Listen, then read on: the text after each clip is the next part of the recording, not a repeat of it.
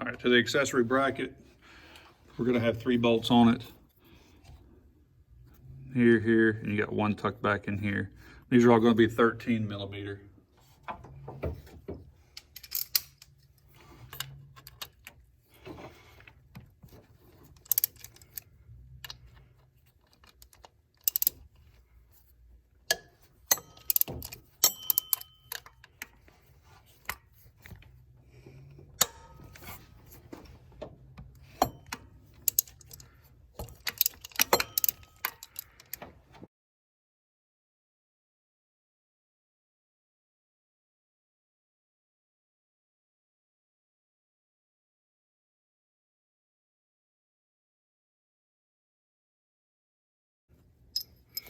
And all 3 of them are the same size, so you can just put it back in any hole.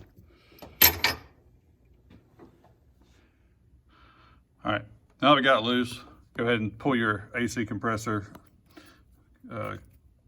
piece off here and the one back here. And sometimes you might have to unclip it from the firewall up there. And all that does is gives that line a little more give room. So we'll go ahead and unhook these and try to get this thing pulled up out of the way.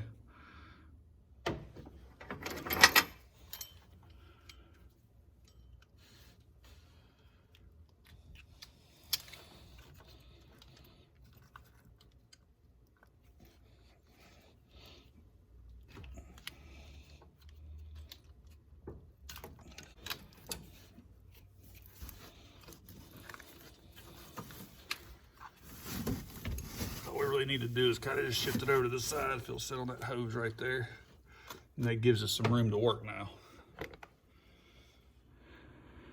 All right, didn't want to stay on the hose, that's fine. Zip tie it to the brake line, so that gives us some room to get down into where we need to be to get this. Right there is our fitting, so we can get down into that fitting right there and make sure we get a good clean start on it.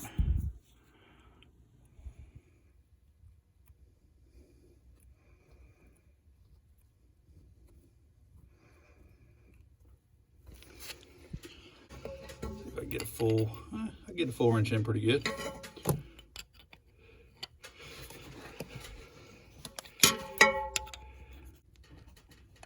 Starting to get fairly snug there. I'm gonna leave it right there. It's got a pretty good snug on it right there. That was about 2 3/4 turn probably. But I don't want to snug it up too much. All right. Now we just need to put our fuel line fitting on it. All right, we're gonna go ahead and put a fuel line on. This line is going to the driver's side. I just cut me a piece of the 3/8 hose just to mount to it. Let's see, 16 inches. So I just did 16 inches, and this is just to get me in there. I'll trim it back down once I put the regulator on. But this is kind of show you how to put the Parker fittings on it here. I use a heat gun. You can use a torch if you want to. Just try not to blister the outside of the hose here.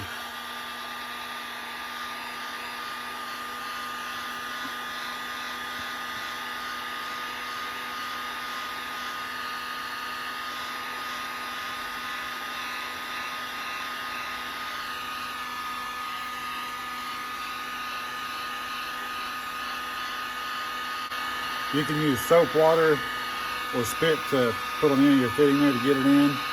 I just give it a good kiss.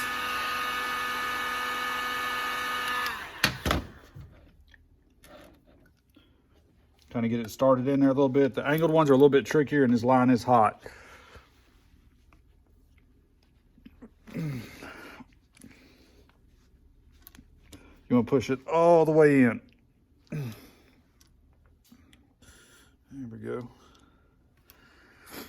I'm gonna push it all the way in to where it's right butted up against this piece here. There's like a little barb, another 3rd barb back here that gets that, but you want to push that all the way in. You might want to wear a glove because that is very, very warm right there. And then that's all you got to do. Your fitting's put on. Once that cools down, you're not taking it off unless you cut it across there. These things lock on there.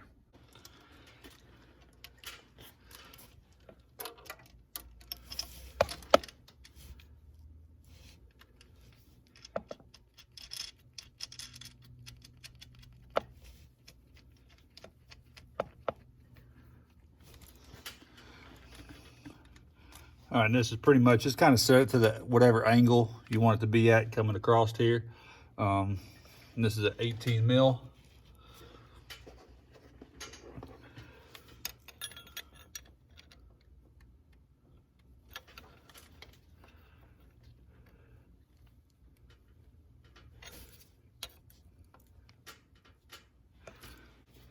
Hold your other from not spinning because you don't want it to go in any deeper than you already have got it in there and have a potential of cracking the head.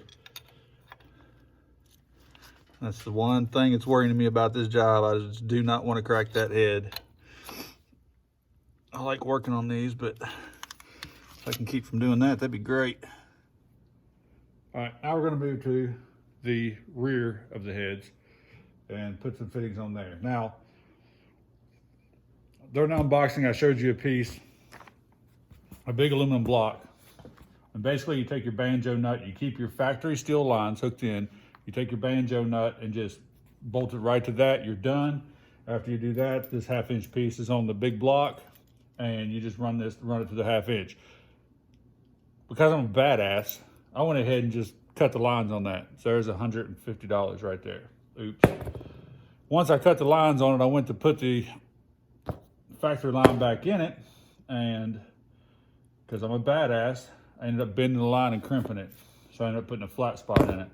So there's a $150 line gone. So I called Marty and see if he could help me with this, because he also had the old style, which would run these fittings in the heads. But like I said, he didn't like doing that because people were cracking heads. So this is what he sent me. I sent my old stuff back to him, and this is what he sent me. Basically, here's your Y block. You'll keep this from the old one if you do what I did, and it goes on here. Now, that replaces the big block that he has. That would be this right here. So here's the fittings here. You got your angle fitting here, which this side right here. You could do 45 or 22.5. It's kind of, I guess it's kind of up to you. However you want to do it, whatever the way the line comes out. Of course, there's extra parts here that he sent me. This piece goes in the head here, of course, and then this piece is into your fitting here. So however you want it coming out of your head. So I'm gonna have to take the fittings out, or the old fittings out of the head in the back, creating myself a bunch of extra work, but you know, I do that quite often. So I'm going to show you this way too. He has the videos using the original one to save you a lot of time and money. But I'm going to be running this system here. So let's go ahead and work on the back of the heads. All right, so here's that line that I messed up. Right there's a nice flat spot in it. We'll be taking this line off. It is a 9/16 there and back there. So we'll take that off, and I'll just end up running the new pieces in the head and try to figure out which one is going to fit best back here in this little 45-degree angle, or 22.5, whatever degree angle this is here. I'm hoping I can just screw directly into this block. Well, I have to see what size it is, but I should be able to screw directly into that block, and which is going to definitely save me some stress and worry about cracking this head here. I think this is the side. He told me one side is, a lot easier cracked than the other, but either way, hopefully I can just take out that elbow right there and screw directly into that, and we'll be good to go.